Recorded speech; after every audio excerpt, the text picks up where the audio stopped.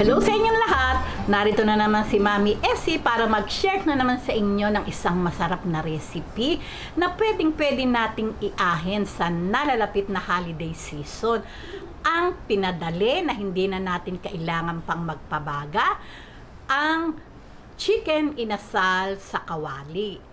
Pero bago tayo mag-umpisa, kung kayo ay nasa Facebook, don't forget to follow, like, and share. At kung nasa YouTube naman po, wag lang kalimutang mag-subscribe at pindutin ang bell button para lagi kayong updated sa ating mga bagong video. Ngayon, narito po ang ating mga kakailanganing sangkap.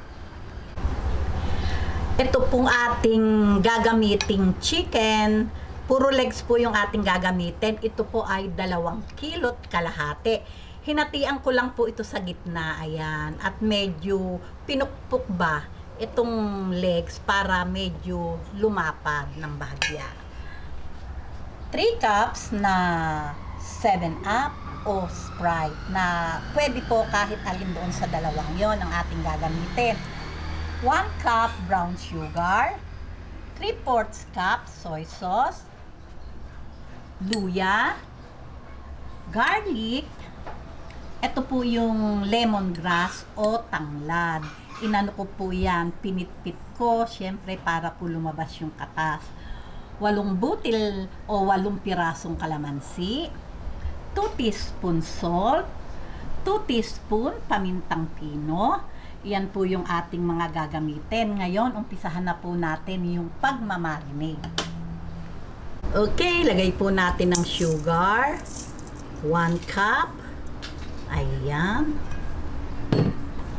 Itong ating bawang. Ito po ay 1 pusong bawang. Pinitpit ko lang po at hiniwa ko ng maliliit. Ito din pong luya. Ganon din po, binalatan at hiniwa ng maliliit. Ito naman po yung ating salt and pepper. Nasa inyo po iyon. Kung meron pa po kayong gustong ilagay na pampalasa, wala pong problema. Ito po yung ating tanglad, kalamansi, soy sauce,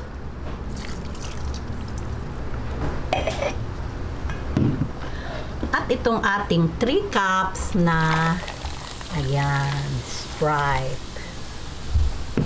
Atin lang pong i-mix, i-marinate. Malinis po yung aking kamay. Ayan. Ito po ay i-marinate lang natin kahit 2 oras. Ngayon, kung hindi naman po kayo nagmamadali, syempre po, mas maganda overnight. O kung halimbawa, hapunan nyo pa kakainin, pwede nyo nang i-marinate ng tanghali. Para sa gabi, ay ready na po yun. Ayan, pagka po ganitong mix na, i-marinate po natin to kahit 2 oras. Okay, magbabalik po ako after 2 hours. Ayan, heto na po, pagkaraan ng 2 oras, umpisahan na po nating lutuin. Talaga naman pong amoy pa lang, napakabango na. Okay, umpisahan na po natin. Okay, ngayon, ilagay na po natin sa ating kawali. Ito po kasi, kung kayo, syempre, minsan nakakatamad mag-ihaw, pwedeng-pwede po itong ganito ang gawin natin. Tsaka po, pwede din po naman kung meron kayong air fryer, pwede din ang air fryer.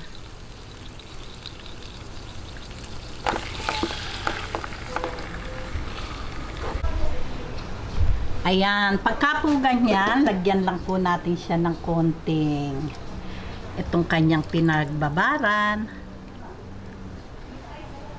Malinis po yung aking kamay para lang po wag sumama yung mga pinanahog natin. Ayan, atin lang pong pakukuluan sa konti lang po pang marinate. Para po, siyempre po, para po lutong-luto yung kanyang buto. Ayan. Ngayon po, lalagay po natin sa medium heat yung ating apoy hanggang sa matuyo yung kanyang inilagay kong pang-marinate. o yung sauce niya na pinagbabaran. Babali-balik ta rin lang po natin.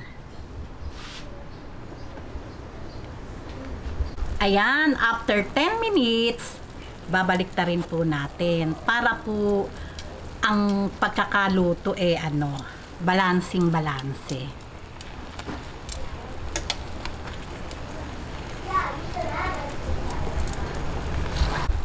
Ayan, ngayon, hintayin lang po nating matuyo yung ating inilagay na sarsa. At umpisa na po natin yung parang nababarbecue na po siya sa kawali.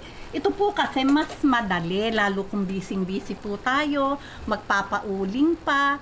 Ito naman po parehas ng sarap. Pag sinubukan nyo, talaga naman pong yummy.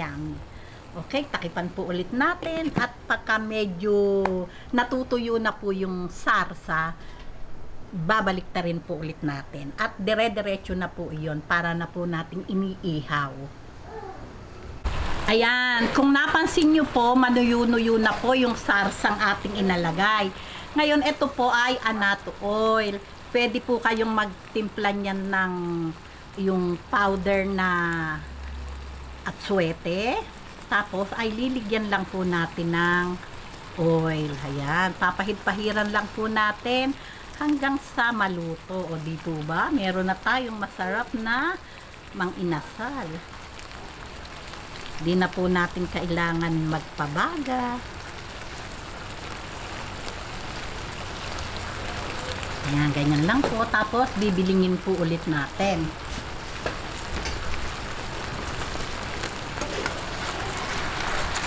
Ayan, talaga namang nagsasalsa na. Oh, kaganda, diba? Ito din pong harap, pahiram din po natin. Talaga naman pong katakam-takam naman po talaga. Ayan, pahiram lang po natin hanggang sa maluto. Ayan, pagka po ganyan, yung kalan po natin nasa medium to low heat lang po. Ayan. O, diba? Kaganda. Hintayin lang po natin hanggang sa maluto.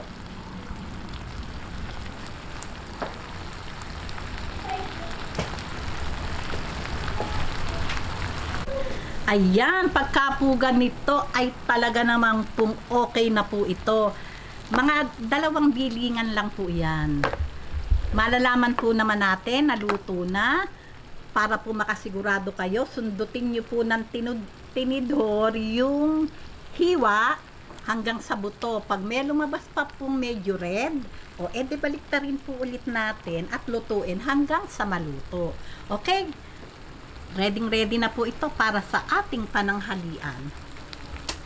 Ayan, heto na po ang talaga namang katakam-takam na ating chicken inasal. Gawin nyo na po at hindi po mabusisi sa pagtatrabaho. O di po ba, meron na tayong maihahanay na maiisip lutuin sa darating na holiday season o anumang okasyon. O di ba talaga namang yummy.